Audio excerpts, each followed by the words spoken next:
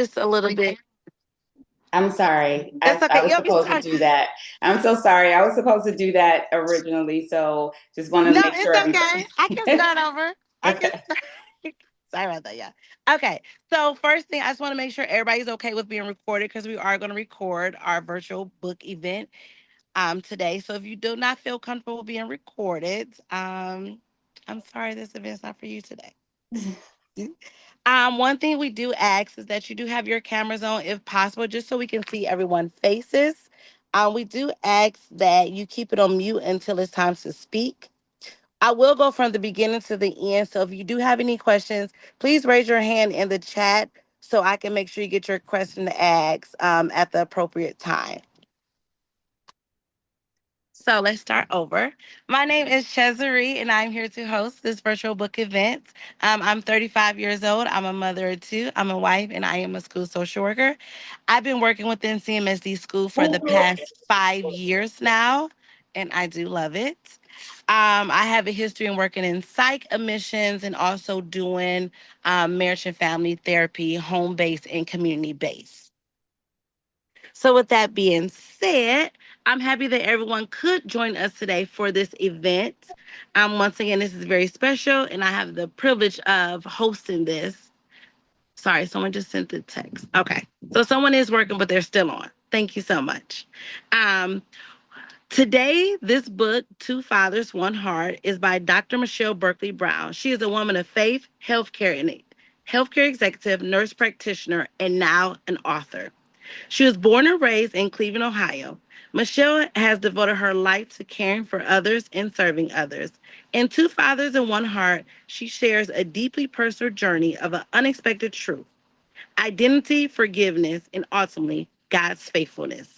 Her hope is simple, is that her story will encourage others to trust God even when they don't understand the plan. So today we're going to go beyond the story and talk to the author. An unexpected DNA discovery, family truth, forgiveness, healing is what Michelle came to understand about God's perfect timing. Michelle will also share several brief excerpts from the book and also make room for questions and conversations. So before we begin, I would like to take a moment to invite God into our conversation. And that's just something that I hope everyone is Christian based because this is a Christian based book. So, as we invite God into this conversation, I hope that something that we share today will help encourage the person exactly needs to be encouraged. So, with that being said, Michelle, do you have a quick prayer? Sure. First of all, for those who don't know me, I am Dr. Michelle Berkley-Brown. And as Ches introduced me, I am so grateful and thankful to first Ches. Thank you for taking this journey with me and the opportunity to get to see people who were not able to make it to Cleveland. Cleveland is where this story started, but I am happy that we were able to do this virtually. Technology, advances in technology allow us to do a lot of things.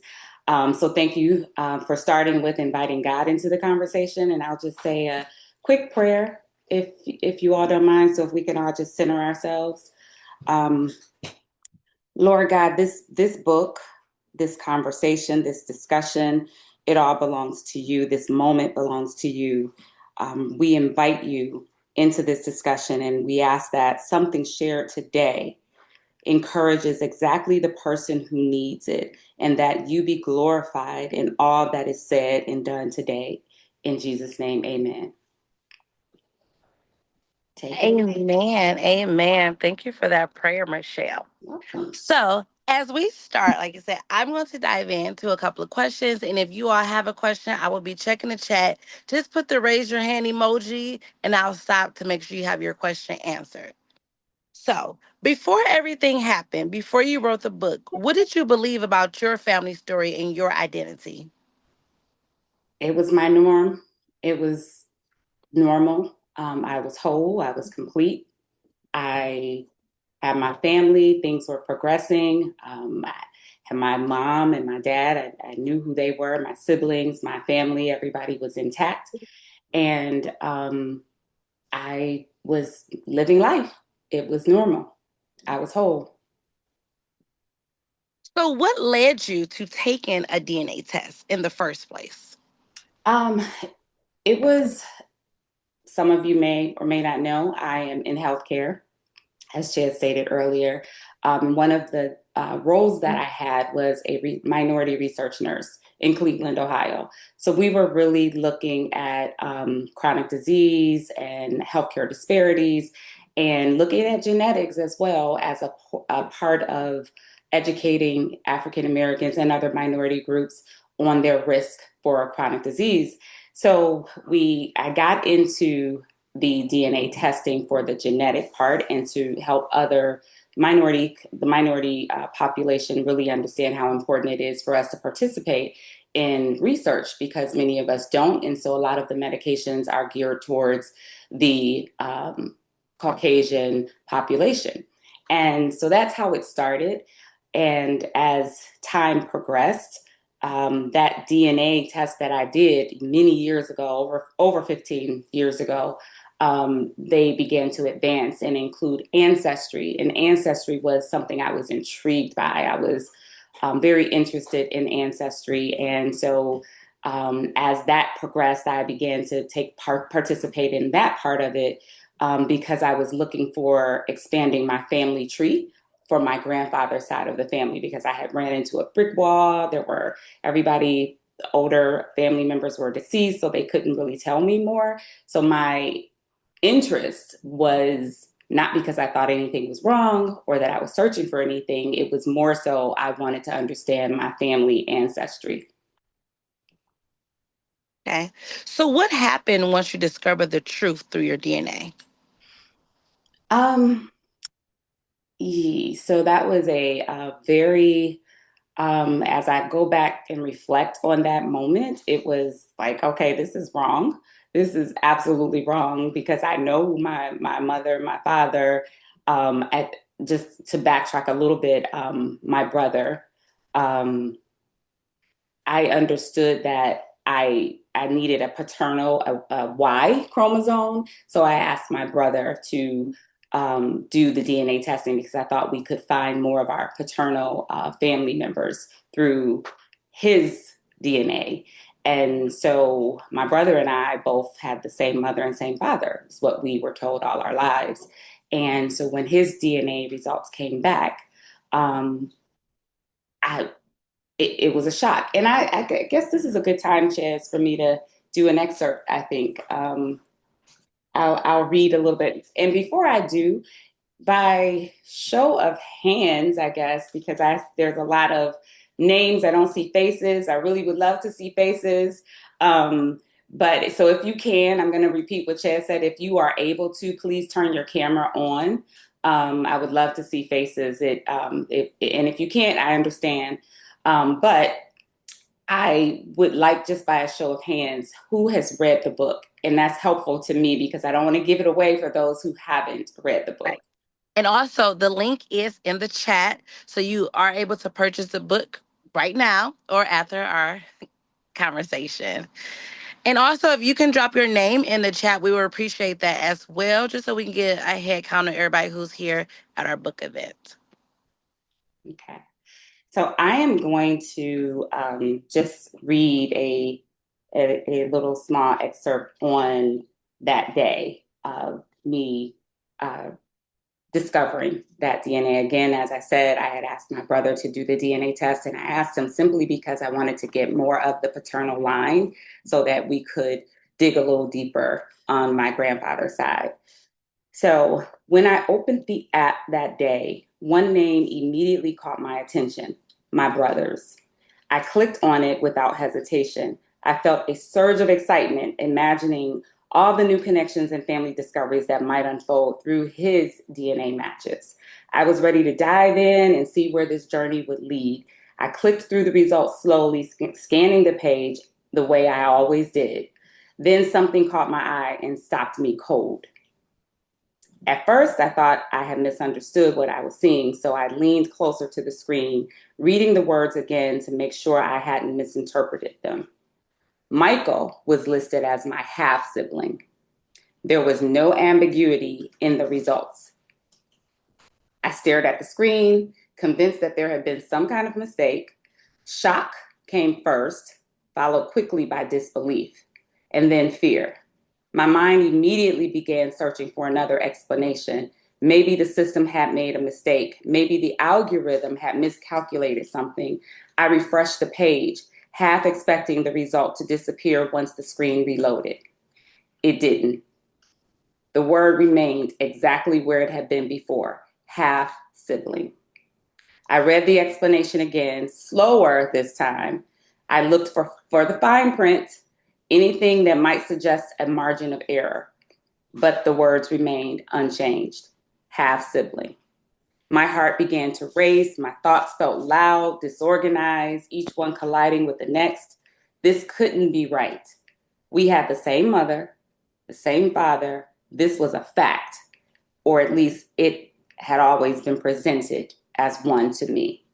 Before I could even sit with what this meant for me, my first instinct was to protect my brother. I immediately called Michael, but even as the phone rang, instinct took over, so I downplayed what I had seen. I told him the genetic specialist said something like, this could sometimes be inaccurate, and said we would need to look into this further. I did not tell him what was already beginning to take shape in my mind. I wasn't protecting the truth, I was protecting him and maybe myself from what we found out.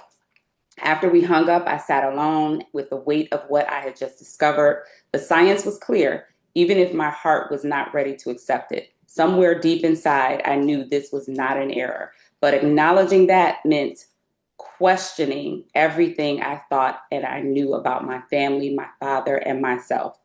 The man I had known and loved as my father, the one who had loved me, disappointed me, shaped me, might not be my biological father at all. And had been gone for 19 years. I felt unsteady, as though the ground beneath me had shifted without warning. Nothing around me had changed, yet everything felt different. I wasn't ready to confront what this meant or where it might lead. All I knew was that something irreversible had been uncovered. And I'll stop there. So I hope that answered your question. That day was like, again, I was in disbelief. And for me, those who know me, I'm analytical. So I went to like, okay, what are the statistics of this being inaccurate? Because whatever that is, if it's a tiny, tiny bit, I'm going to grab that. And that's what I'm going to hold on to. So, Thank you for so much for that. Yes, that did really explain because I can only imagine after how many years was it? 50 something years. almost Getting 50, that 49, 49 49. years, getting that information that your family that you once knew is not your family, and just going on a journey to trying to discover who are you now because everything you thought was you is not really a part of you. So thank you for that.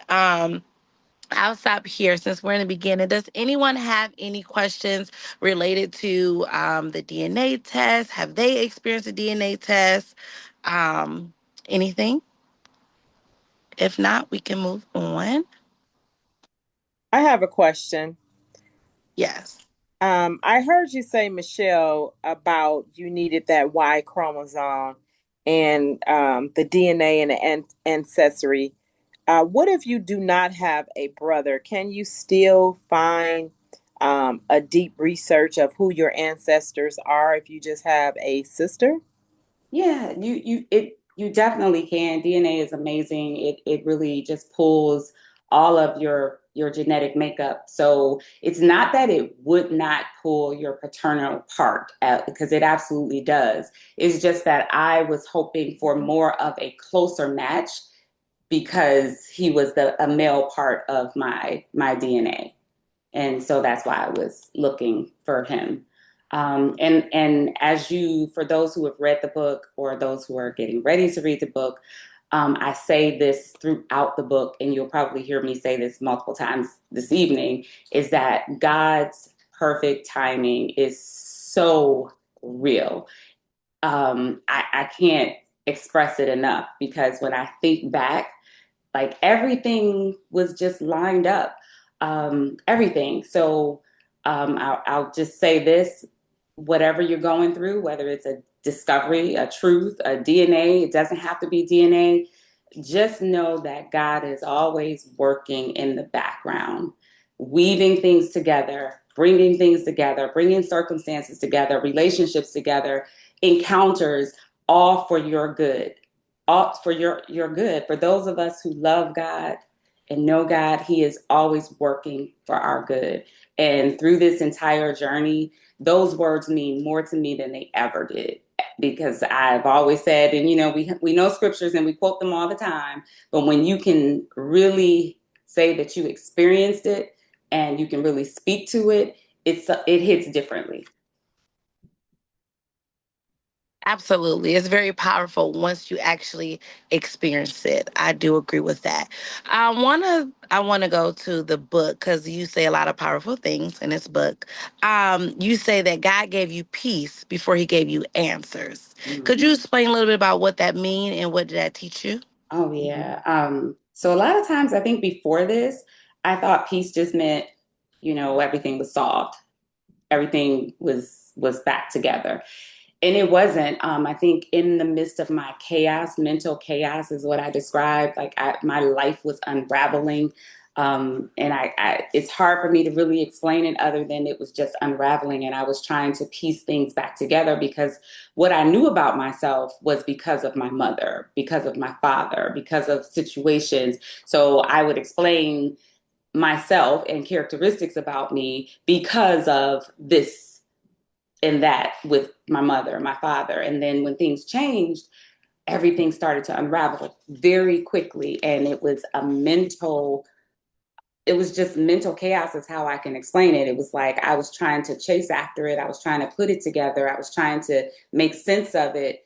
And emotions that I had, that I grew up with, perceptions that I had, that I grew up with, all of that was like quickly being erased. And I was trying to like grab it. And it was like evaporating through my fingers. And so peace, I had just gone through and again, perfect timing again, I had just finished a discipleship program at my church that had given me and equipped me with the tools that I would need, which I didn't know I would need, but that I would need. And so I put those things into action. I got on my knees and I said, Lord, I was not looking for this.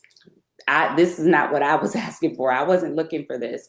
And I need the peace that the Bible talks about, the peace that surpasses all understanding.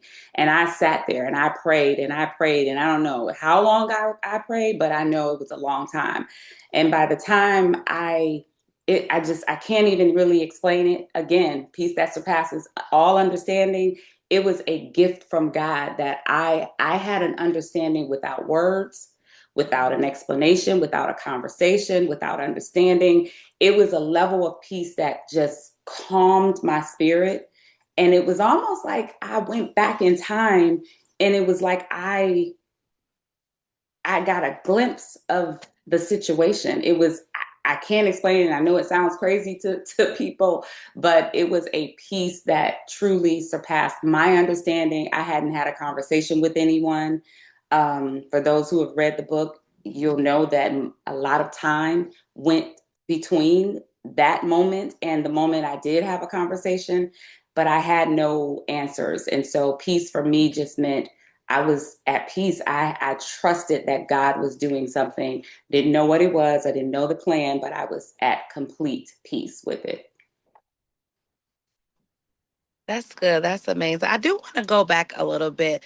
Um, when you were younger, did you ever get a feeling that maybe this wasn't your family or maybe Never, you didn't fit never, in or anything? never.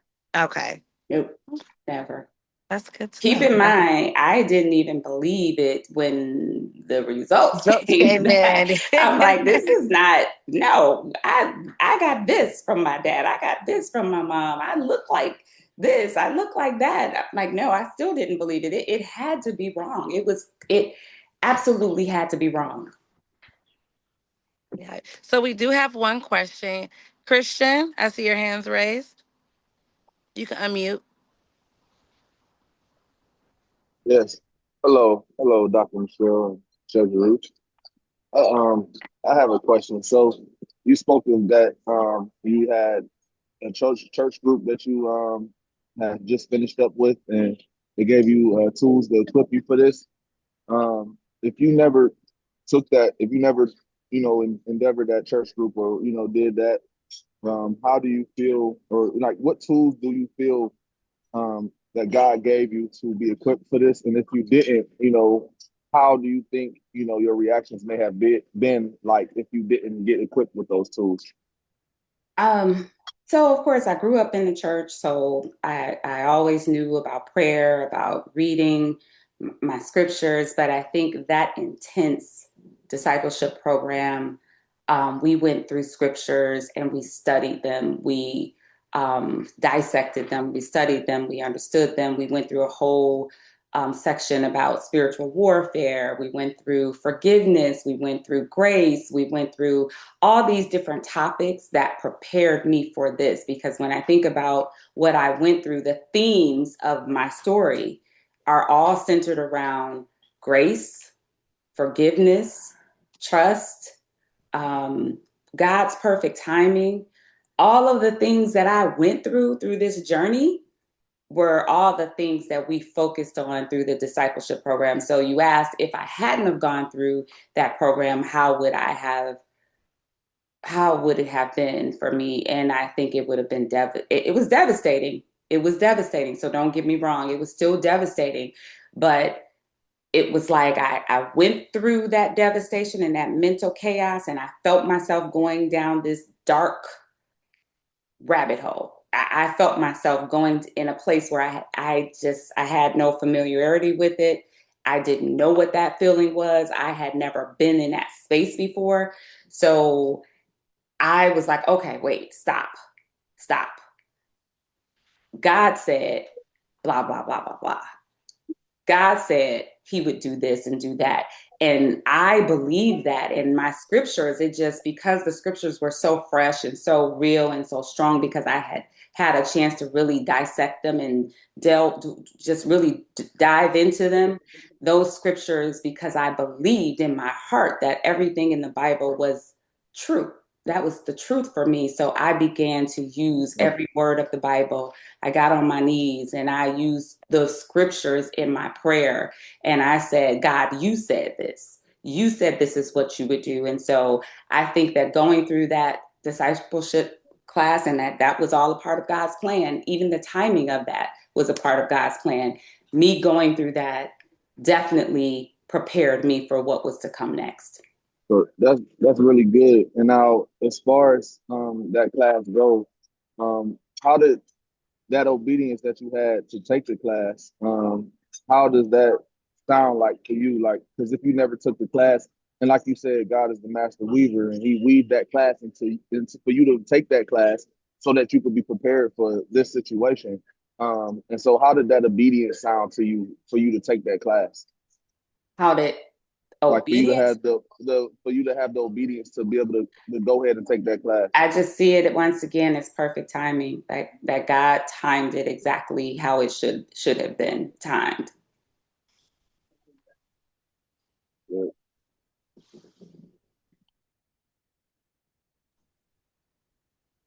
Okay. Tracy? Yes. Hi. I Hey.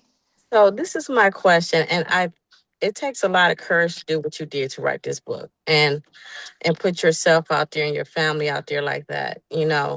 That took a lot. But my one question is, and I see that you're strong in your faith. Why did it take so long for you to discuss this with your husband? mm, um so Christian is actually my son, for those of you who don't know. He asked about obedience. And so, in that space of trust, trusting God, I was in complete, um, what's the word I want to use? If I could say zombie, I would say zombie. I was a zombie to the Lord during that time. So I was waiting, just like 49 years. It took 49 years for this to be revealed to me. That was all God's perfect timing.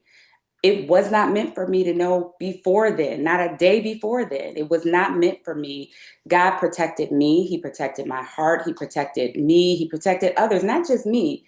I believe that he protected others. And that just as long as it took me to tell my husband, tell my son, even talk to my mom, I didn't even talk to her, initially. As long as it took for me to make those decisions, to have that conversation, God was preparing those individuals the same way he prepared me. So I was very patient. I was listening to God. It's probably the closest I've ever felt to God. This whole journey has been just it was all about God's timing. And sometimes I didn't understand it, but I didn't question it. Like, okay, even now, it's not over. It's like I don't feel like it's over. I feel like God is still doing things. He's still moving and he's still weaving, and it's all in God's perfect timing. Did your husband have an issue? Did he feel like, and you were suffering for 3 years Mm-hmm. before you told anybody. So did he feel like, and I'm just going to speak me personally, did you not trust me enough to reveal this to me, to be there for you Yeah. in this time? And I Yeah. understand God's perfect will and God's perfect timing, but you were suffering and you suffered 3 years by yourself, but with God. Absolutely. Yeah. But as a married woman, I will want my husband, if he's suffering any type of pain, I will want to know. Yeah. Same here. And I'm sure he may have felt that, especially when I, told him. And not just him, my girlfriends, I'm like, those are my sisters, that God blessed me with. They felt the same. Like, why did you go through that? Why did you allow yourself to go through that? But it was meant for me to go through it with God, me and God. It was meant it, so it was not anything personal. It was just how it had to be. God had to have me alone in that situation with him. And I explained to my family, my husband, my son, my girlfriends, like I was very intentional of how I went about disclosing any of it. It was very intentional. I didn't move until God said move. I didn't do until God said do. And even when he said do, I was still like, no, like really? Like I was still like, when I heard, okay, it's time, I'm like, for what? Because as long as I kept it with me, it was safe. It was so safe. I was protecting not just me, but I was protecting everybody, because this story doesn't just involve me, it involves other people. So I needed God to deal with me, and how was I going to tell this story with and also be respectful of the people that I love and honor. That was so important to me, and God knew that. So he was preparing me for that as well. I mean, I don't. Okay, 1 second. Did that answer your question, Tracy? Yes, it did. Thank you. Okay, you're welcome. So we have another question in the chat. I believe she has sound issues, but it said, did you have any resentment or disconnect towards any family after finding out the results? Not really. I think forgiveness is not just a moment, right? It's a position. It's a posture that you take. So it was, I think God did it exactly the way it was supposed to be done, because he had to deal with me first. So back to Tracy's question, he had to deal with me first, because there was so many emotions. Like that mental chaos was real. I'm in healthcare, and I have seen different aspects of mental health issues.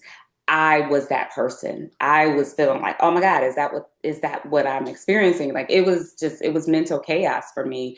And I won't say that there was reason. I mean, I'm human. So there were moments of, I should be angry about this. I should resent, or I should feel this way, or I should feel that way. But my spirit wouldn't allow me to, because God had gave me this precious gift of peace. My spirit wouldn't allow me to feel that way. And I know why. Like, I kind of Wow. wanted to be mad, but God had gifted me peace. So I didn't have resentment. The only time that I may have felt angry or frustrated is once I began to tell and talk about it, other people's responses, how they responded to me may have caused some anger, because I'm like, how dare you, God? I'm the one that's supposed to be feeling all of this. And God did this for me. So why won't you let him do it for you? And, but I had to realize that God also had an assignment for me. It wasn't just about me at all. It was an assignment that I was supposed to minister to these other people who were hurting. But I felt that almost like, well, that's unfair.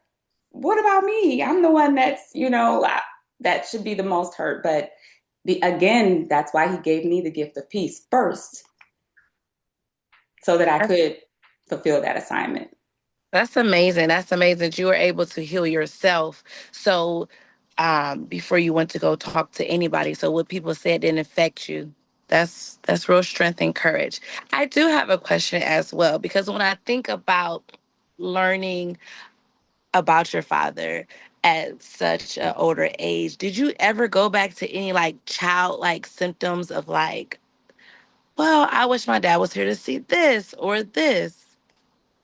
I'm Or sorry, you said maybe I didn't hear the last part. I said, did you go back to any type of childhood memories? Like, well, I wish my dad could have seen this to me, or I wish my dad could have been here for a father-daughter dance, or maybe see me off to prom. Oh yeah, yeah. I thought about that. I thought about when I got married. That's the one thing I did think about. When I got married, my brother walked me down the aisle. He stood in for our dad.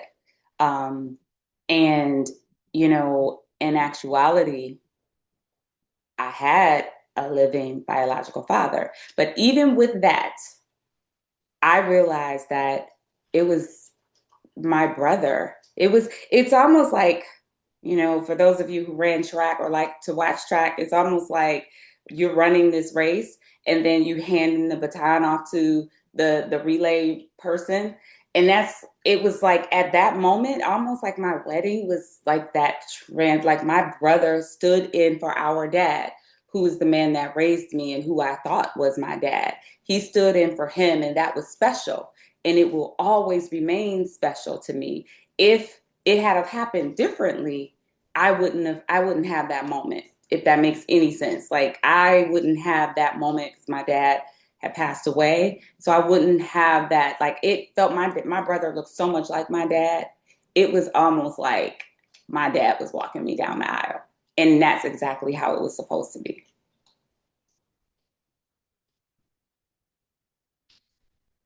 Gina has her I was hand just about to raised. say, Um, my question, great job, Cesare, and great job, Michelle. Thank My you. question is, and I don't, in the book, you don't really discuss it a lot, but can you just give us a little bit of insight on how this impacted your relationship with your brother and sister? Did you know your, did how did you guys deal with this as siblings? Oh, it was, I would say we came together in a way that showed exactly where we came from. Like, we've always been there for each other, but at this moment, they were there for me, right? In a way that they never have been. I mean, not that they never have been, because they've always been there for me and we've always supported one another, but this was something we've never experienced. This was on a totally different level. And they were different. It was different. The reaction and the responses were very different. And again, I'm sure there are some people on here who have not read the book. So it's hard for me I don't want to totally give it away, but I will say that they had different responses. Both were very supportive, but in different ways. My sister was supportive in a way of, I'm happy for you. Like, I'm really happy for you. My brother he was supportive because, unbeknownst to me, when I told him that this genetics specialist said that it could be inaccurate, my brother is a freaking scientist himself, okay? He's a chemist himself. So he was like, why wouldn't you talk to me? I just thought we were going to take this to our grave. So it was, but their response was very different. I think it was more hurt with my brother, because we had the same mother and the same father, and that's what we always knew. And so I think, that was it impacted everybody, and I knew that it would, which is why I proceeded with caution, and I proceeded with discernment, and I proceeded with really hearing from God. Who do I talk to? When do I talk to them? And God's timing is not like ours, because I would have never thought it would have taken years. That's amazing. I think we all need Thank to you. lean into God's timing for a lot of things in life. So that's Yeah. good that you were able to actually hear him speak to you and actually follow what he says. So we have another question in the chat from Miss Kim Evans Lawson. She said, if you had received rejection from your biological father, do you think that you would still reveal your DNA findings to your family and friends? I don't know. I don't know. That was a fear that I had. There's a portion in the book that I talk about that. And my husband, because at that moment I had shared with him, my husband actually encouraged me. He said something that encouraged me to not think that way, because I had started, I don't know, I guess I could say doubting, maybe, because fear kind of crept in a little bit, and I was nervous, I was overwhelmed, I was anxious about meeting him for the first time. Um, and I guess even prior to that, prior to me even sharing with anyone, and I had that first conversation with my dad, I was so nervous. I was like trembling nervous. And I don't know. I didn't know what to expect. All I knew is that God had given me peace, and that I could see that God had already done some behind the scenes work, and that, I could actually see that he had prepared certain things and certain timings of things. So I just had to keep telling myself, he didn't bring you this far. You already see what he's done already. So just sit back, continue to embrace your peace, and just trust me. Like me and God was kind of wrestling the day that I even reached out to my biological father. God had already said it's time, and I was like, oh no, let's wait a little bit. And God said it's time, and I was actually doing some work. I was studying. I was working on my doctorate, and I was doing homework that night, and I could hear God clearly say it's time. And I had already done my research, had already knew how to contact the person that I thought. And so I was afraid that there would be some rejection, but then I had to just kind of like snap myself back. Like, I had to trust God and embrace the peace that he had given me, because I knew that there was a purpose behind it. One thing that I keep saying is that, wow, the truth revealed my story. Grace redeemed it, right? And then God put purpose to it. So I just had to keep telling myself that, because every step of the way was already planned. And when I tell you, there's so many different parts of it that I couldn't even put in the book, but there's so many different parts of it that I just had to like sit back and be like, wow, God did that. God did that. God did that. So it's like, okay, yes, the truth brought the story forward, and God's grace redeemed it, freed it to where yes, tell this story, because this is for my glory. This is my testimony that I've given you this testimony to share with the world, and I'm putting purpose to it. So um, that's so yes, the human part of me, my flesh, kind of went back and forth with fear of resentment, fear of rejection. But then I would just kind of come back to that place of peace. and move through it. One thing that came to my head was the Mary Mary song. I can't give up now when you say he brought me this far. But I did have a question because in this season of discovering your DNA and everything that unraveled from that, you talked about hearing God so clearly. Have you ever heard him this clear in other situations or other seasons in your life? Like, have you always had this close relationship that when he says something, you hear it and you just act on it? Um, there have been times where I've heard God clearly, and there's been times where I don't hear him as clearly. I think as we walk through life in our Christianity and walk through, our walk with God, it the closer we are to him, the closer we are to the word, the more we read the word, the more we understand it. I mean, it's just like with your friends, right? The more you hang around your friends, you know exactly what they're going to say. You know their voice, you know them, you begin to know them. So the more time you spend with God, the more you listen to him, the more you hear him, the more you read his word, the more you're in his word, the more clear it's like he's your best friend. He can complete your sentence. You know what he's gonna say. You hear his voice, you know his voice, you can decipher between his voice and your flesh. So yes, there have been times where I have not been as close in hearing God the way I have through this journey. And there have been times where I've heard him clearly, but I just think that that's life. That's our Christian walk. It's not easy. Sometimes we drift away. Sometimes we get closer. So I just think that's a part of our Christian life. We have to strive every day to be close to God every day. So, for someone who is here who may not have read the book, maybe haven't been in church in a while, how would you say they should start their journey with getting closer to God? Mm. Um, I would say first, find a church if you don't have a church. Find a church because I think the fellowship and being a part of the body of Christ, we talk as Christians, we talk about being a part of a body. And so many people, especially after COVID, so many people have gone to online church services. And I'm not saying there's anything wrong with online church services, but to me, that should not be your primary way because God has given each and every one of us a gift.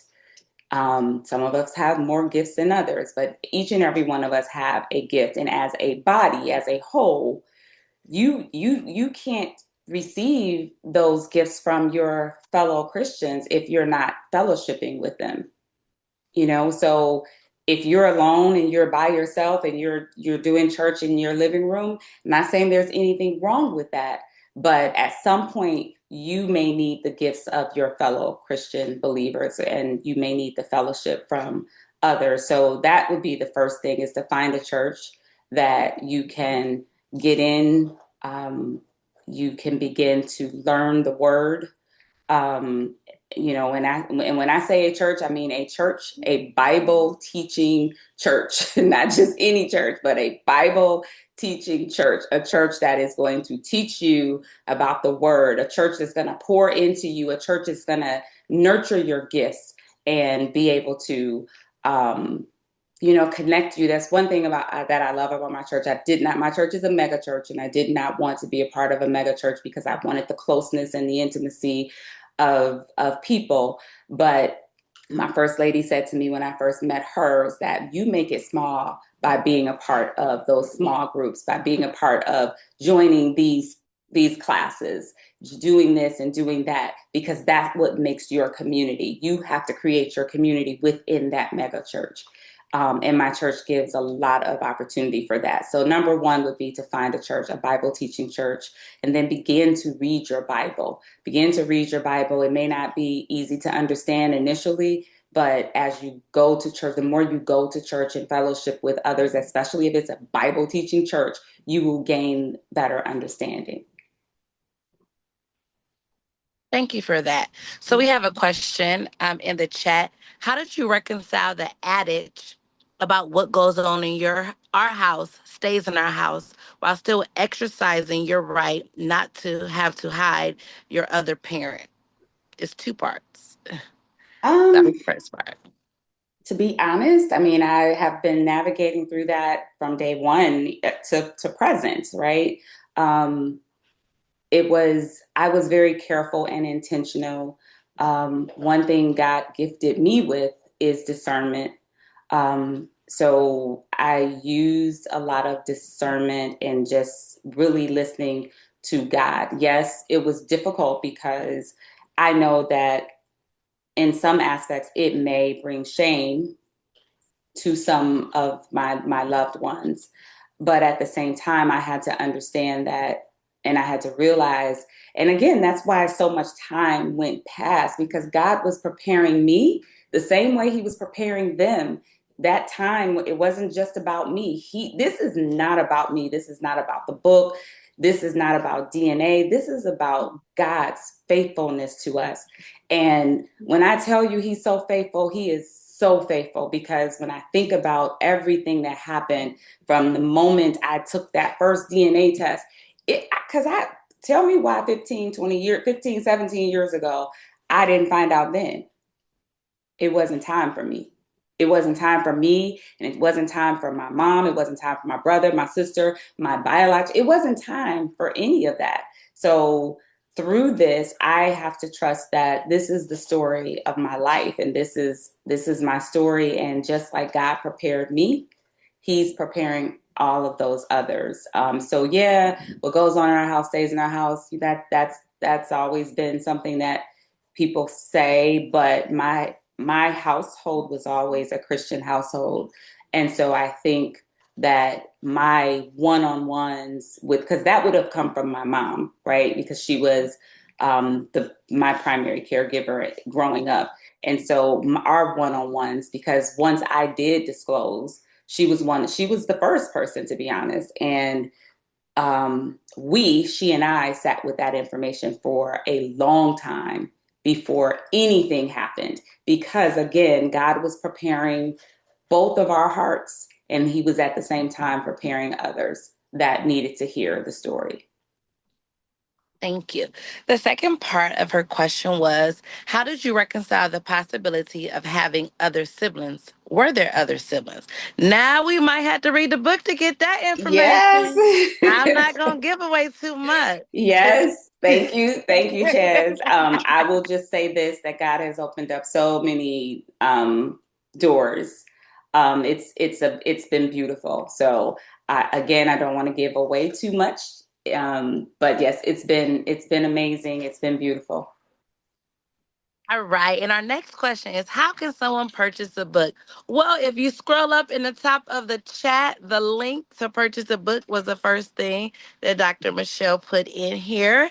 But also, you can easily click the link or search it on Amazon. The title of the book, Two Fathers, One. I'm sorry, I did. And it is available on Amazon in paperback and Kindle. And a week and a half ago, I am now published on Ingram Sparks, which is a worldwide distributor. So now bookstores and libraries can also get the book if you go and ask for it. Also, my dear friend, sister girlfriend Tanya Ware, shared with me yesterday that she found it on Barnes and Noble. That's So amazing. as of yesterday, it is on Barnes and Noble, and I was like, "Wow!" I put in the request probably a couple of weeks ago. I hadn't gotten an email back from them yet to let me know that they had put it on Barnes and Noble. And Tanya called me and she said, "Hey," or she texted me and she said, "Hey, you didn't tell me that the book was on Barnes and Noble." I was like, "Well, heck, I didn't know it either." So it is now on Barnes and Noble as of yesterday. I don't know how long it's been there, but it's as of yesterday, it's on Barnes and Noble. Might I ask, since we're talking about where the book is, we need an audio. People love audiobooks nowadays. It's easy for them to access. They can listen to it while they're working out, on the way to work, on the way to the grocery store. So I think, you know, you should try to do that. That should be something coming up That next. is next. When I tell you, first of all, let me just say this. This was not on my bucket list. I did not want to be an author. I was not aiming to be an author. All of this, again, this is the story that God gave me. This is the testimony that I have.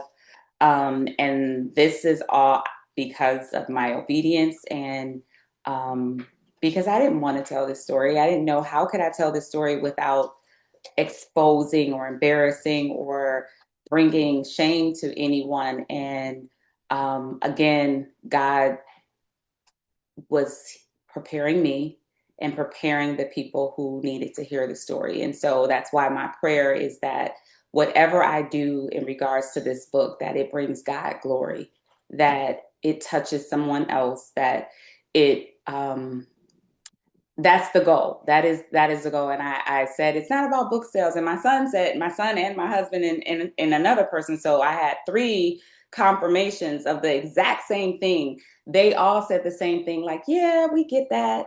We get that. It's not about the book sales.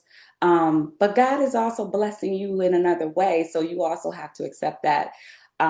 So I'm in the audience watching the show with you all. I'm just watching the show and watching God do what he does best. Okay, so I did have a question. It kind of goes back to things you learn in your discipleship. How do you forgive someone when the circumstances can't be changed? Um, Again, I said that forgiveness is not just a one-time thing. You know, it is a posture that you have to take, and a lot of that comes with reading your Bible, understanding what the word says, and also the peace that God gave me. Again, it's a peace that I can't explain because I don't understand it. But I know that that was a gift, and I am so grateful for that gift because I do not know where I would be if I did not receive that gift from God. So it was the peace that God gave me. I could not, and in my mind, I was like, I can't be mad. Like, even if I tried, I couldn't. In my spirit, I just couldn't. I couldn't be mad at my mom without being mad at my dad. And I couldn't be mad at my dad without being mad at my mom. Like, it was just, I chose not to be angry, not to have resentment. I chose that. And that's the only space that I have decided to rest in when it comes to this journey. There is oh, there's another question there. Yeah, I just seen it in the chat. All right, so we have another question in chat. And it said, without telling too much about the book, what sort of relationship do you now have with your father? Oh, so do I have to really give that up? For those who haven't read the You don't book, have to. You don't have to. Hi, Michelle. hi. Sorry, we have another visitor. Oh, hi, Carrington. Um, I will say that trying to say this without giving too much away, but I will just say that I love what God has done in my life. I love what He has done. He's done a beautiful thing. On the very front cover of my book, I don't know if you can see this, but on the very front cover, it's Ecclesiastes 3:11, and it says, "He has made everything beautiful in its time." Everything. He has made everything beautiful in its time. So I hope that answers your question. All right. Do you want to maybe reference another scripture too that you had in the book? Sure, I can do another reading.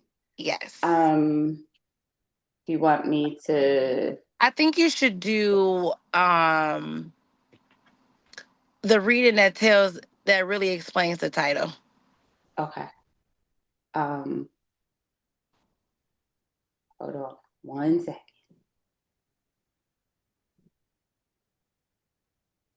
So it should be a section of the book that really explains the title, Two Fathers, One Heart. Two Fathers, One Heart. Yeah. Chapter 6. I like the book. Chapter 6. Okay. Is that Carrington? Yes. Page 40. Page 40. Got it. Thank you. Thank you. Okay, I can do that.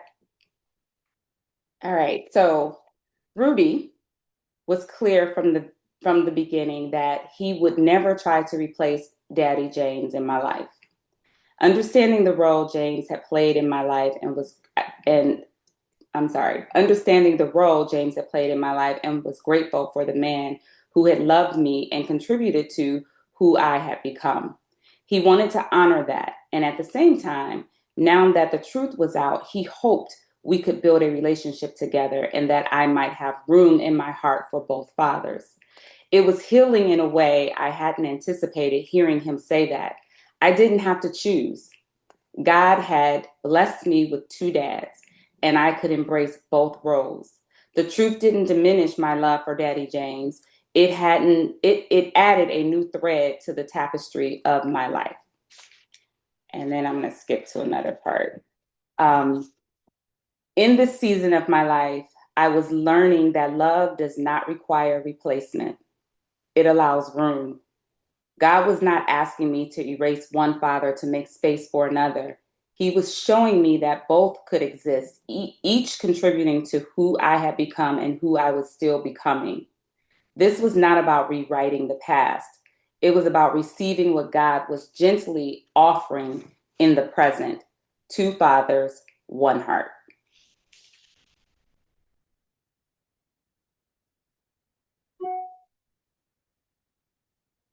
I'm sorry, I couldn't get off mute. Okay, that was amazing. Now, do anyone have any questions in this moment?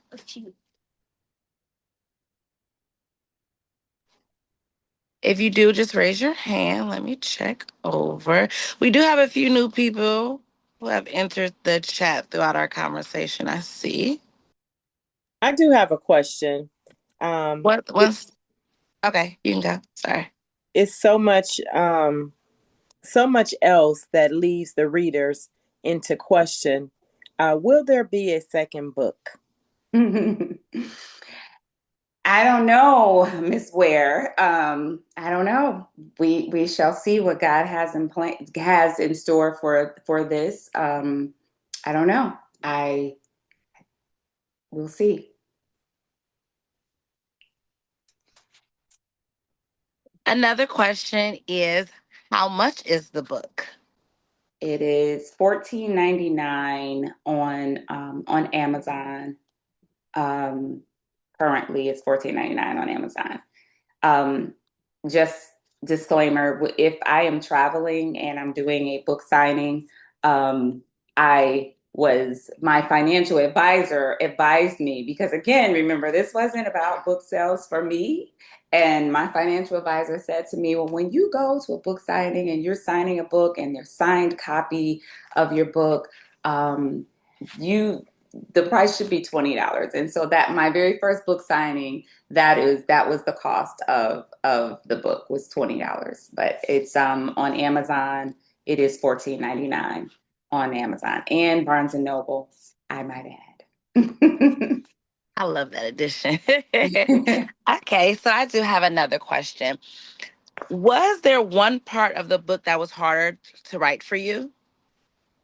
Yeah, I think the entire book was challenging and hard to write because I revisited a lot of emotional moments, and I didn't expect to get emotional while I was writing, but there was some moments I was in here. Again, my family didn't know I was writing the book, and so there were moments at night, late at night, when I'm up or by myself. Um, that I had some breakdowns, and the breakdowns were sad breakdowns. They were tears of how I just watched God do things, tears about me watching God's faithfulness.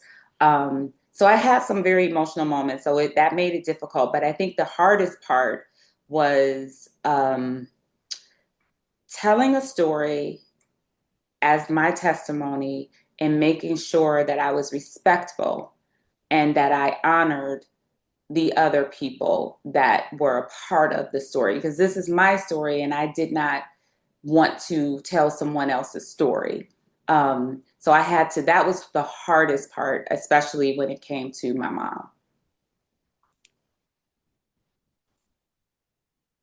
Great, great. So I know a main point of the book is identity. Are you able to explain a little bit about your identity now?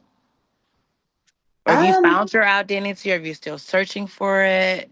No, I feel whole again. And I realized that I was never unraveling. I was never not whole. I was never broken, as Satan wanted me to believe, and wanted to take me down that rabbit hole. Once I realized it all, this was my story from the beginning. God knew me before I was born. I was created before anyone knew me, right? So this was my story. And so I was never unraveling. I was never unwhole. I was never broken. I just had to figure that out. And so just other pieces of the thread was put into my life. But everything else was still there. And so I feel whole again. That's amazing. So we have another question in the chat, and it said, "What was your favorite part about writing your book?" Um, that I get to talk about God. That's my favorite part, that I get to talk about the work that he did, because sometimes we talk about God, but if you I have an example, you know what I mean? I really had an example. I didn't just have to make up words or say cliches and things like that. I'm speaking from here. I'm speaking from experience. So of course, I'm like, okay, God, well, why did I have to go through that just to tell this testimony? But I had to go through that. And so my desire is that people would just trust God no matter what you're going through. Trust God even when you don't know the plans or you don't know the path. Trust that He is working things out behind the scenes for your good. And I can't stress that enough. I would also say practice forgiveness. Forgiveness is very important. Sometimes we learn truths about people we care about, people we love, and we have to understand how to forgive. The same way we want God to give us grace, we have to extend that grace to others as well. So, um, and then perfect timing. I think those are themes of this story: forgiveness, family, identity, trust, faithfulness, and God's perfect timing. I love all those themes in the book because, like you said, it doesn't just relate to your story; it relates to everyone, and they different things they go through in the different seasons of their life. So, I do have one last question. What would you say about someone that is considering taking a DNA test, and maybe they might be afraid of what they may discover? Pray about it. Number one, pray. Just pray about it. I I wouldn't move forward with anything without doing that. Because it's hard. It's difficult. It's hard. I have read other DNA stories, and it wasn't most DNA stories end with a lot of confusion, pain, hurt. Um, Mine, again, I go back to Ecclesiastes 3:11. God has made everything beautiful in its time, and um, that's my story, but it may not be someone else's story. But it can be, because I just, through prayer and accepting God's peace and allowing God to walk with you through that journey or any journey, um, I think that would, um, the word I want to use, I think it would give you your own story, your own testimony, and show you how faithful God is. But I think DNA is beneficial in so many different ways. Again, I started out with the health part of it and understanding your genetics. Even with that, I say proceed with caution, because I do feel that you should have a healthcare professional counseling you, because there are some things that a genetic test can tell you that could scare you and cause a lot of fear, um, unnecessary fear. Because just because you may have a gene for, say, Alzheimer's or something like that, doesn't necessarily mean you're going to have Alzheimer's. So I just would say proceed with caution. make sure that you're educated, make sure that you talk to a healthcare professional.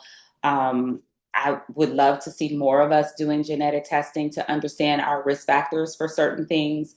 Then when it comes to ancestry, I think it's so important. It's something I'm intrigued by. I recently, and I still have to do the test, I recently purchased the African Ancestry kit. And that's something that I've always wanted to do. What that kit is going to do is just show me where my original gene, where it originated. It won't give me all the breakdown of the journey, but it'll go back to my original gene. And so I'm looking forward to finding out exactly what tribe I am from as far as my African ancestry. It's intriguing for me, but I just think that people should go into it well informed. What was the name of the DNA test that you took? The first one that I took was 23andMe. That was Okay. the first one. That's what uncovered or helped me with this discovery. Since then, I've also done Ancestry.com. And yes, in case anyone is asking, my biological dad actually took it as well. And so he is truly my biological dad. So it did match us. Um, so, yeah. All righty. Looks like we had another question in chat. It says, so many people suffer from identity crisis. Did you seek any type of Christian counseling? This might be outside of your discipleship class. Yeah, I did. I tried to, one thing, just to be fully transparent, it was very difficult for me to find a Christian therapist. Mhm. Um, and that was something that I desired. Um, the one that I did find, it was helpful just to kind of get things out and to talk about things with someone who did not know me. Um, but I tell you, probably by our third session, I think I was counseling her. So, um, therapy, I'm all for therapy. I think everybody needs a therapist at some point in their life. I truly believe that. But I will say that it was challenging for me to find a Christian therapist. Perfect. Is there something that you want the readers to take away? Um, yes, I think I would like to read one final reading, and this is, of course, this is at the end of the book, and these are like my final thoughts of reflection and encouragement. So I would like to read that. Okay. Um, so I'll start here. I'll go back a little bit. Together, both men are a part of my tapestry. One guided me through my younger years, the other carries the torch and walks with me through my adult years. I thank God for the two fathers he blessed me with, each placed intentionally, each contributing to the woman I am today. I no longer feel torn between threads, no longer fear unraveling. I trust the master weaver. My tapestry was woven, it was unwoven, and by the grace of God, it has been restored and redesigned. If you are reading this and are walking your own journey of self discovery, identity, and forgiveness, I want to encourage you to trust God's plan. Life brings unexpected twists, and sometimes truth is painful, but God is faithful. He sees the bigger picture, and He is always working, even when we cannot understand it in the moment. If you are facing a difficult truth or a discovery that has shaken your world, know you are not alone. Take time to seek peace, to forgive, and to trust God's timing. He is the master weaver, and He is creating something beautiful in your life, even when it feels like everything is falling apart. Beautiful. So we have another question in the chat. How long did it take for you to write your book? Ooh, well, prob- I would probably say about 3 years. Um, I was journaling again. Remember, this was not on my bucket list. I wasn't trying to become an author. I was just trying to heal. So I was journaling, just trying to write things out and make sense of what I was going through because this was an out of body experience for me. And one day I was just reading, I picked up my journal and I just read through it. And I just, God was like, this is your testimony. This is the testimony that I want you to share with the world. So I said, okay, well, how am I supposed to do that? I'm not an author. So um, he said, look, you have it here.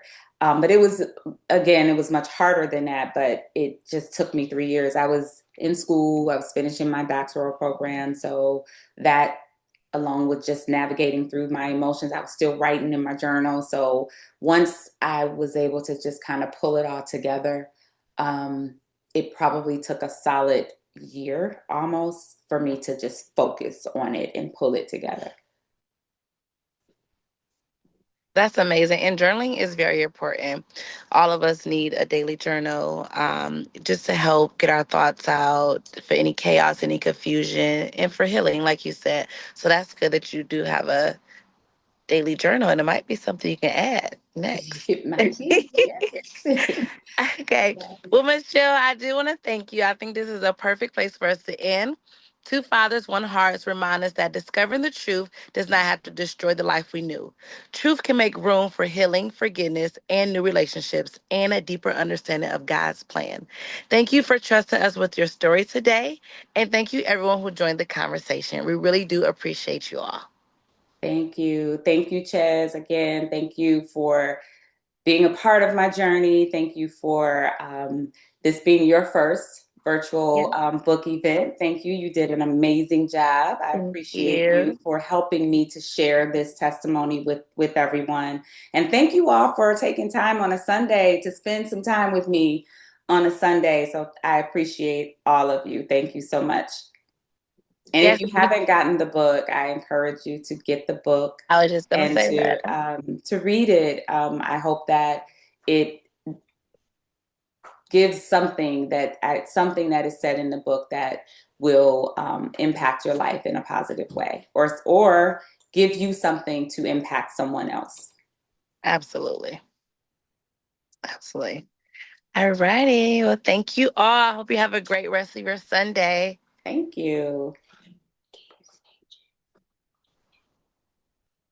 Wow. Great job, everyone. Great job, Ted. Thanks, Have a Chris. great Sunday. All right. You too. Bye. Bye.